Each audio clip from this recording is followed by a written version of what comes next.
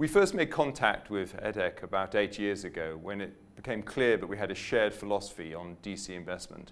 In particular, splitting the portfolio into return-seeking and liability hedging or income-seeking. Since then, we've built a close relationship, also following closely the work on alternative indices. So when I was invited to join the advisory board and more recently to be chair of the advisory board, I was delighted to accept. For me, it's a real chance to look in detail at the research and what's the coming program, and also to influence that program.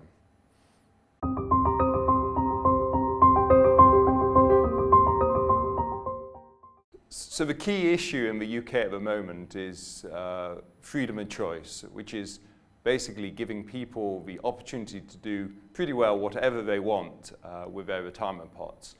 It's the end of compulsory annuitisation, and also a recognition that retirement is no longer just a cliff edge, but people will work their way into retirement, say moving from part-time work to full retirement. So they need flexibility in the early years, but they also need to know they're not going to outlive their pension income. So that's a real challenge, and it requires people to make decisions, investment decisions, how much money to take out, etc. And I think that's going to be the key issue. So the round table that I attended was addressing that and many other retirement outcome issues.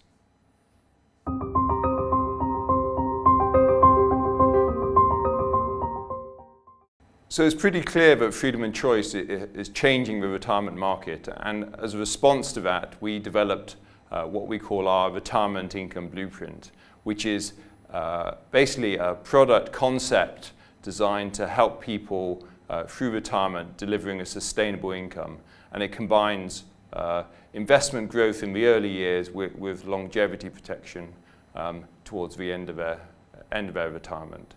So that's a really important product that we need, and we need innovation in the market. At the moment, there's no apparent sign of innovation, and the FCA recently reported on retirement outcomes and recognised that fact. So I think Nest has a clear role to play in the retirement market for our members.